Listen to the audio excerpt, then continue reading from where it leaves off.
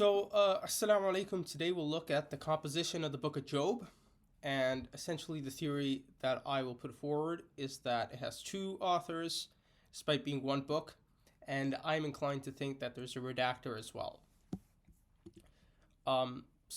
Just beginning with the traditional opinions about who wrote the book of Job.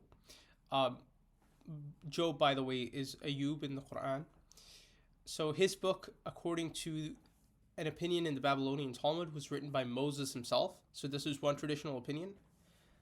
But then this discussion continues in the Babylonian Talmud, and you have rabbis that believe that Job lived after Moses. For example, rabbis who believe that he lived during the Babylonian exile. So obviously, those rabbis don't believe Moses wrote this book. So the rabbis themselves are not clear on who wrote the book of Job. And when we go to Gregory the Great's text, Morals on the Book of Job, he begins in his preface by saying that regarding the authorship of the Book of Job, some indeed conjecture that Moses was the author of this work, others, one of the prophets. And then he himself proposes that it was Job himself. That it was Job himself who wrote the book. So the point here is that a lot of times the traditional authorship is pretty clear, like that the Pentateuch is written by Moses, right? But here we don't seem to have a very strong traditional position. You have people who think it's written by Moses, you have people who think it's written by one of the prophets, you have people who think it's written by Job himself. When you go to the actual text of the book, there's no attribution of authorship anywhere. And there's no superscription at the beginning of the book either. So here you can see the beginning of the book. Okay, this is where the text starts. There was once a man, etc. You see there's no title at the beginning, no short heading or whatever giving you an author of the text.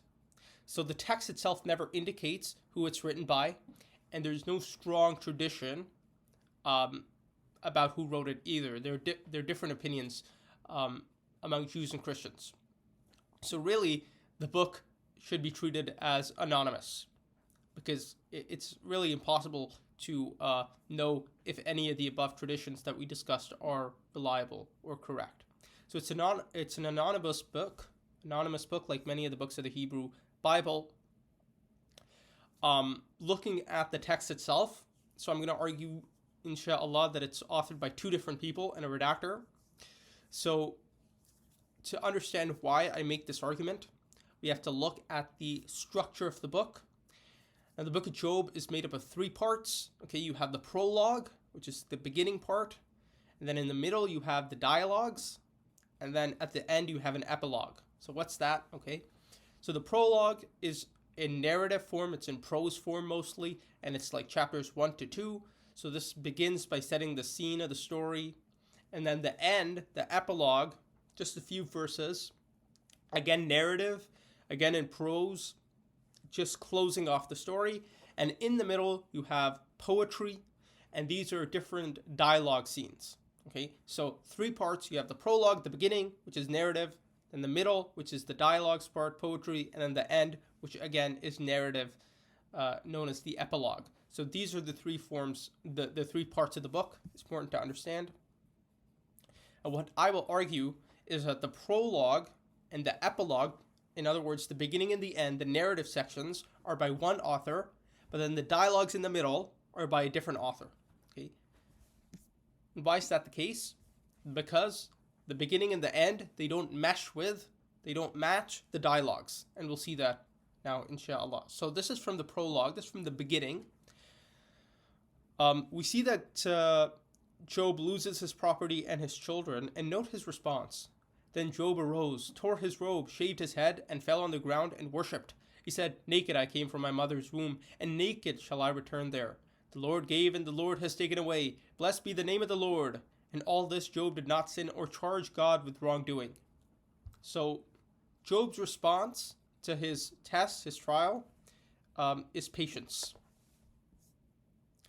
Again, from the prologue, so the Satan went out from the presence of the Lord and inflicted loathsome sores on Job from the sole of his head to the crown of his head. So from the sole of his foot to the crown of his head.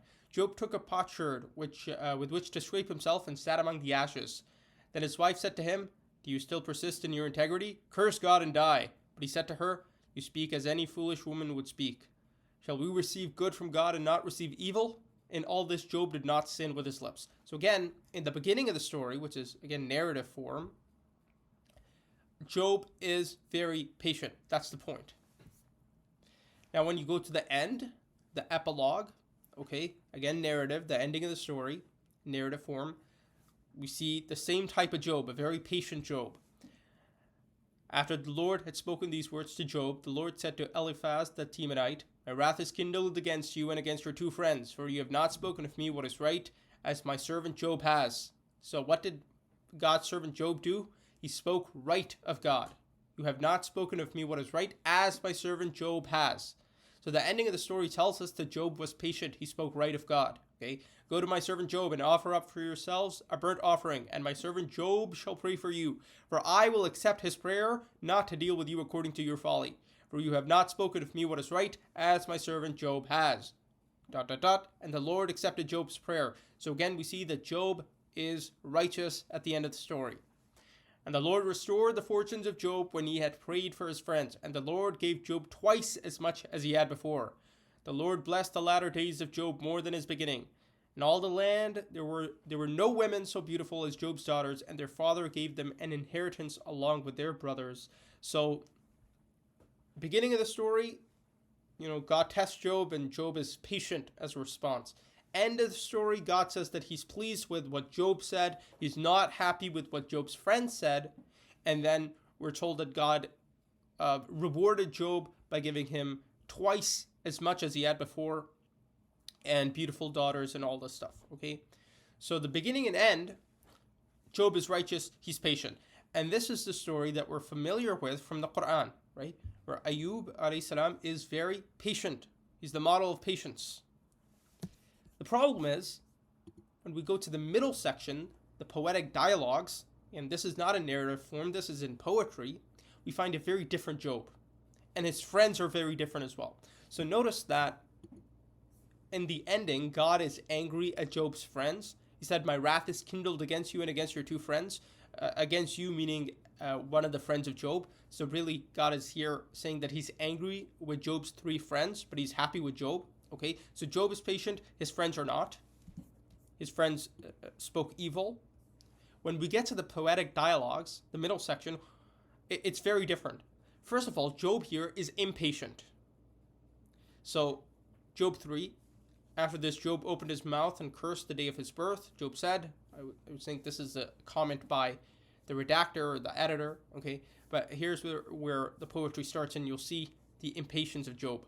"Let the day perish in which I was born, and the night that I said, a male is conceived. Let that day be darkness. May God above not seek it, or light shine on it." Okay, that's an example of Job being impatient. Now, this is all throughout the poetry sections. Then we see that Job's friend actually defends God. So remember that in the epilogue, in the ending, God was angry with Job's friends, okay, because they did not say what is right. Unlike what Job said what is right. When we go to the poetry section, Job's friends are the ones who actually defend God. So, for example, Eliphaz, the Temanite answered. So this is him answering Job. "If one ventures a word with you, will you be offended? But who can keep from speaking? See, you have instructed many. You have strengthened the weak hands. Your words have supported those who were stumbling. You have made firm the feeble knees. But now it has come to you, and you are impatient? It touches you, and you are dismayed? Is it not your fear of God, your confidence? Is not your fear of God your confidence, and the integrity of your ways your hope? Think now, who that was innocent ever perished? Or where were the upright cut off? As I have seen, those who plow iniquity, and sow trouble reap the same. By the breath of God they perish, and by the blast of his anger they are consumed." Again, all throughout the poetry we see Job's friends defending God. "Can mortals be righteous before God? Can humans be pure before their Maker?" I'll read that again. "Can mortals be righteous before God? Can humans be pure before their Maker? Even in his servants he puts no trust, and his angels he charges with error. How much more those who live in houses of clay, whose foundation is in the dust, who are crushed like a moth? Between morning and evening they are destroyed. They perish forever without any regard. Their tent cord is plucked up within them, and they die devoid of wisdom. As for me, I would seek God, and to God I would commit my cause. He does great things and unsearchable, marvelous thing without number. He gives rain on the earth and sends water on the fields. He sets on high those who are lowly, and those who mourn are lifted to safety. How happy is the one whom God reproves. Therefore do not despise the discipline of the Almighty, for he wounds, but he binds up. He strikes, but his hands heal. He wounds, but he binds up. So again, Job's friends are defending God. Another example, again, another of Job's friends.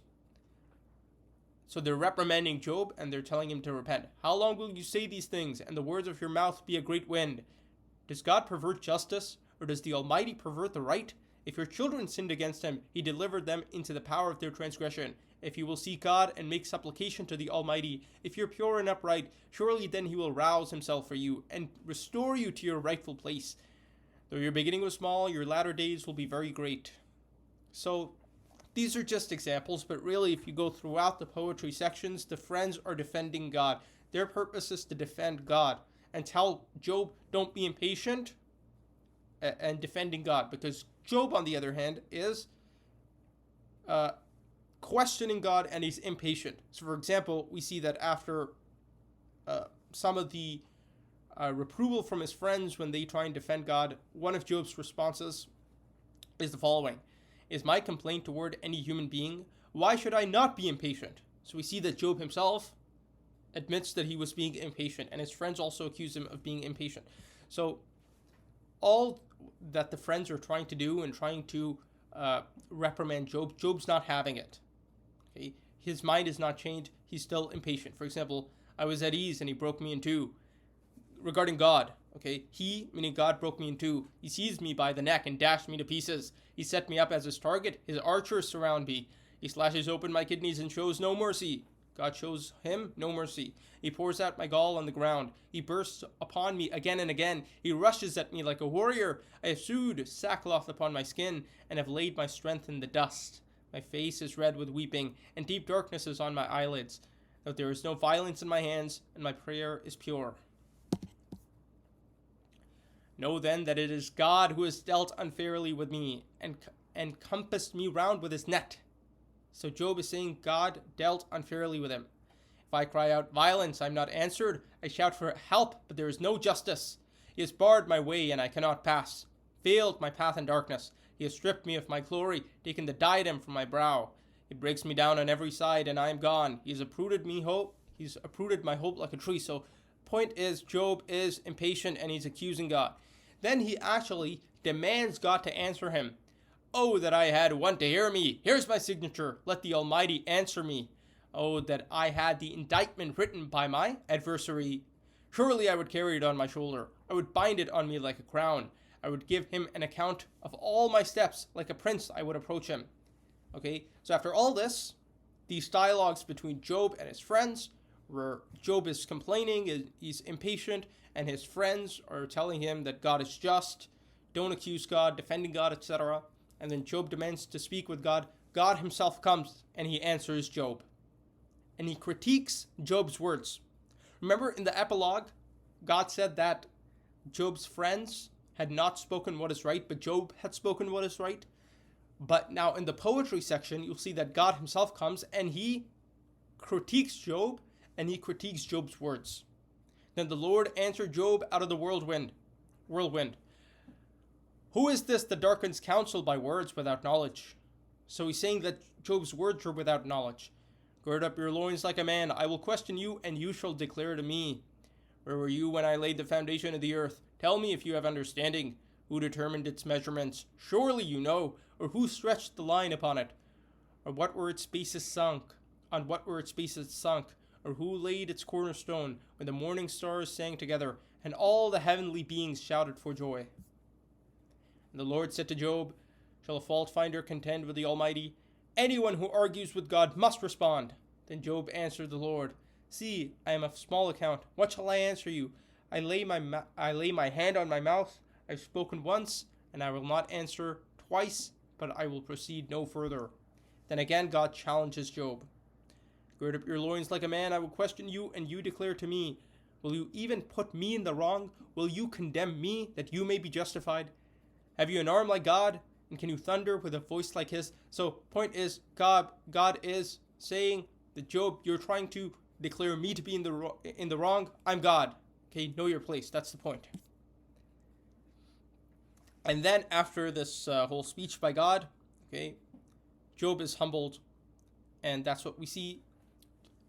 Then Job answered the Lord, I know that you can do all things, and that no purpose of yours can be thwarted. Who is this that hides counsel without knowledge? Therefore I have uttered what I did not understand, things too wonderful for me that I did not know. Hear, and I will speak. I will question you, and you declare to me. Okay. Again, that's a quote from God. I had heard of you by the hearing of the ear, but now my eyes see you. Therefore I despise myself and repent in dust and ashes. Okay, so point is, in the dialogues, Job is not patient, and he accuses God, he questions God. Job's friends defend God, and then God himself comes and he critiques Job, and he critiques Job's words, and Job admits that he spoke wrong words. Now let's go back to the epilogue, which is the ending of the story. So right after all this poetry, the story ends, and we'll look at it again, and you'll see how it does not match the poetry section. After the Lord had spoken these words to Job, the Lord said to Eliphaz the Temanite, a friend of Job, My wrath is kindled against you and against your two friends, for you have not spoken of me what is right, as my servant Job has.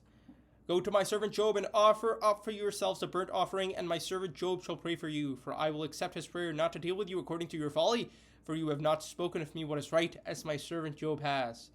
And the Lord accepted Job's prayer. So in the ending, God is angry with Job's friends, and he's happy with Job, and he says that Job spoke the right words, and his friends spoke what is wrong. That is the opposite of what we have in the dialogues. In the dialogues, Job's friends speak rightly because they defend God, and they tell Job to be patient, and Job is the one who speaks wrongly because he's impatient and he questions God. And God himself says that he spoke without knowledge, that Job spoke without knowledge. But in the ending, Job's friends spoke wrong, and God is angry at them, but Job himself spoke what is right. You have not spoken right, as my servant Job has. And then God, of course, gives Job double of what he had before. And the Lord restored the fortunes of Job when he had prayed for his friends, and the Lord gave Job twice as much as he had before. So Job is being rewarded. Seemingly, in the dialogues, all he did is complain and question God, and he was impatient, and God had to come and reprimand him and criticize his words. Yet he's given twice. Job is given twice what he had before, and his friends are reprimanded. God's angry with his friends, and apparently Job said what is right. That does not match with what we have in the dialogues. In the dialogues, Job is impatient, and his friends are not. His friends are defending God. And once again, going back to the beginning of the story, we see Job's response is very different.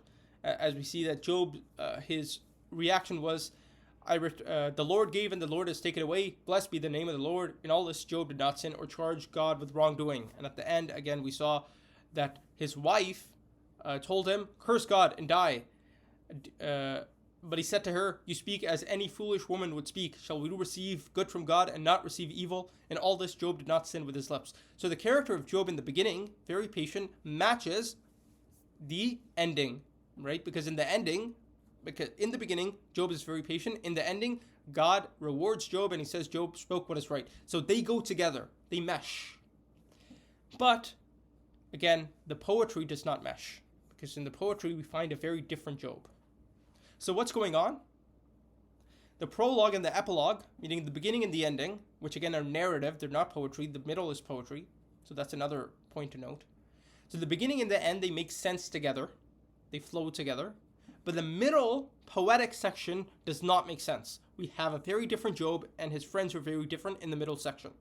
So what seems to be going on is we have two different versions of the story of Job. Two different versions of the story of Job. One in which Job is patient, and the other in which Job is not patient.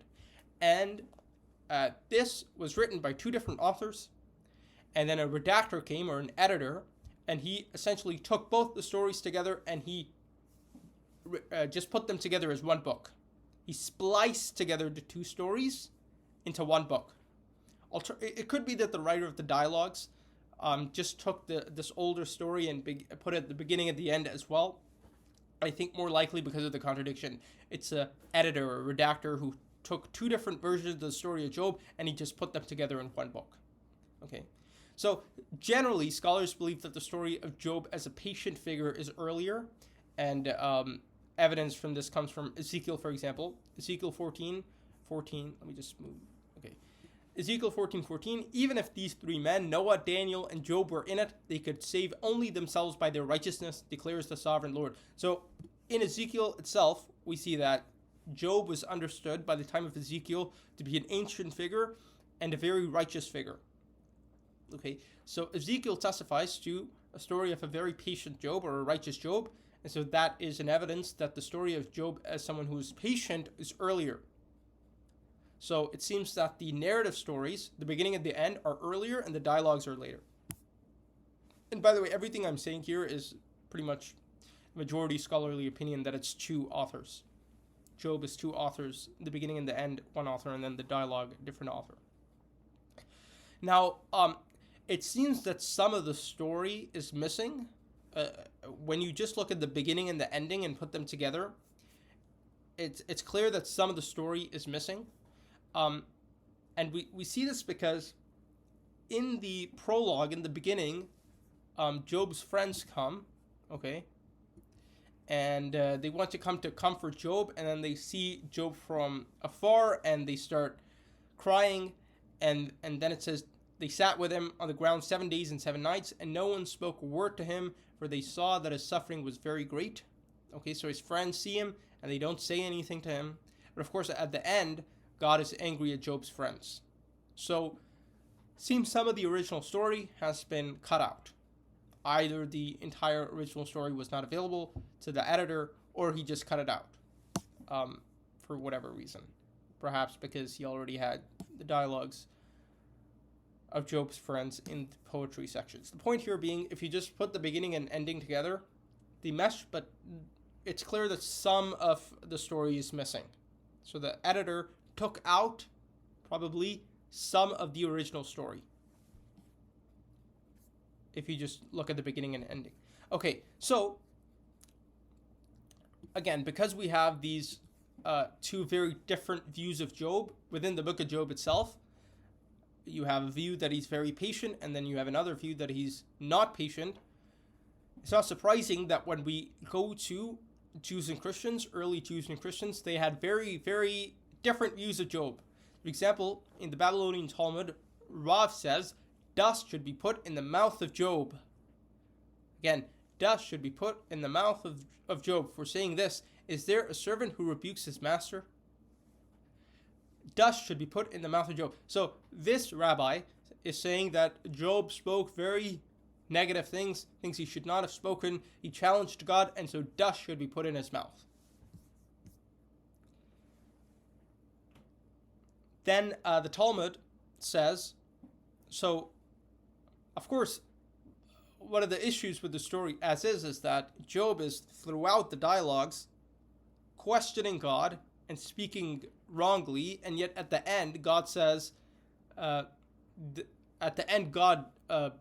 gives him double. He gives him a reward. He gives him double reward at the end, right? So the rabbis had to figure out, how is it that Job throughout the story in the poetic sections is questioning God, etc., yet at the end God rewards him with a double share.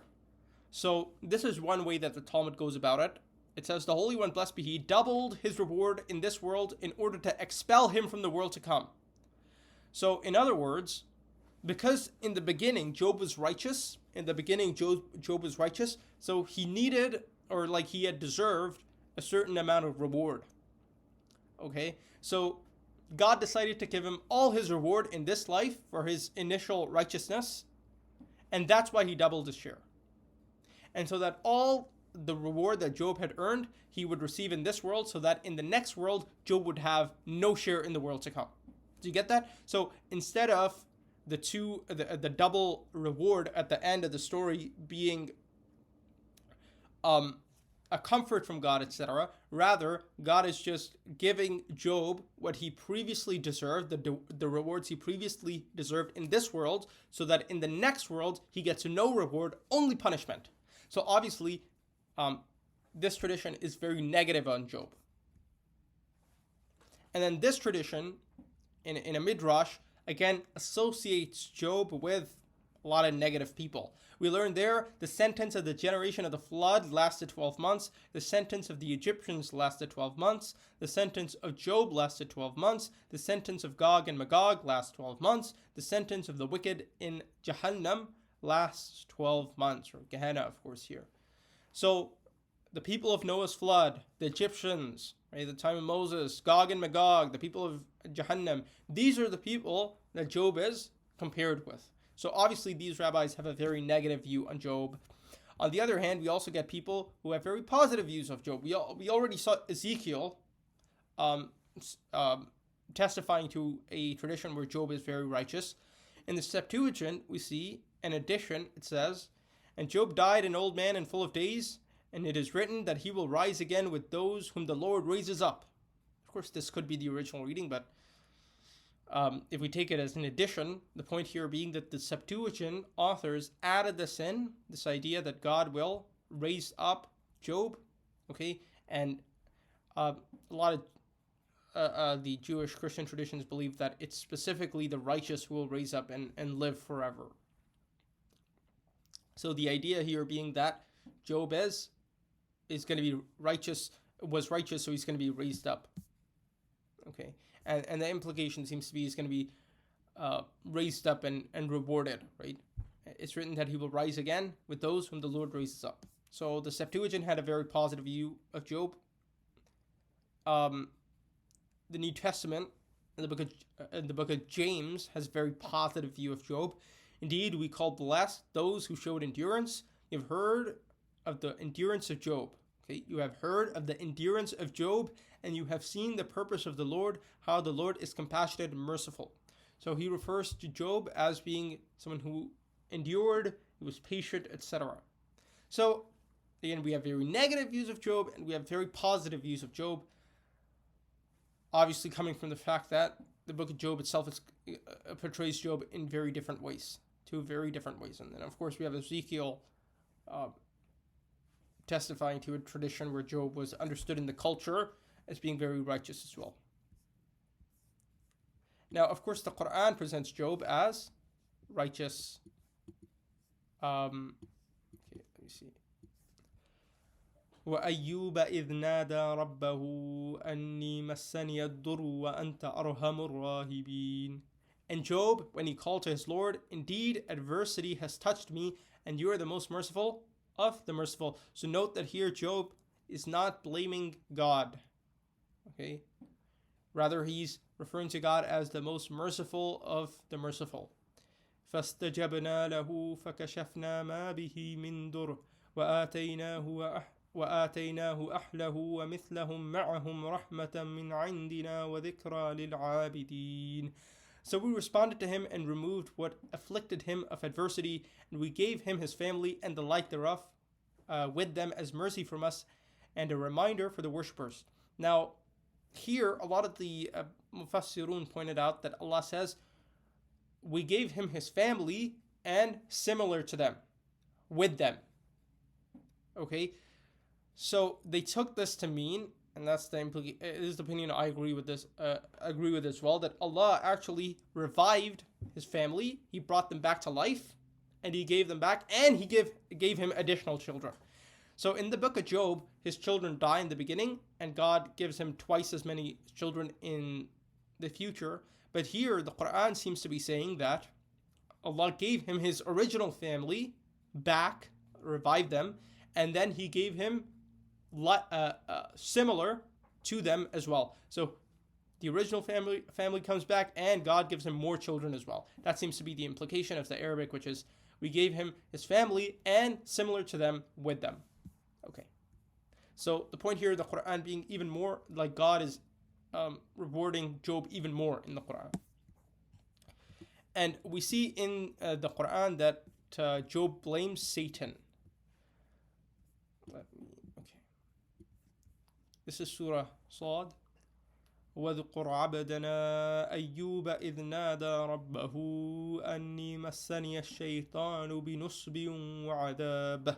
And remember our slave Job when he called to his Lord, indeed, Satan has touched me with hardship and torment. So he's not blaming God, as in the book of Job, he's blaming Satan. And of course, in the prologue, in the beginning of the book of Job, we do have Satan, and he goes up to God and says to God that, if hardship comes to Job, he's not going to be righteous anymore, and God sends Job. So God sends Satan to do that, to essentially afflict Job with these trials. So perhaps this is a reference in the Quran to that,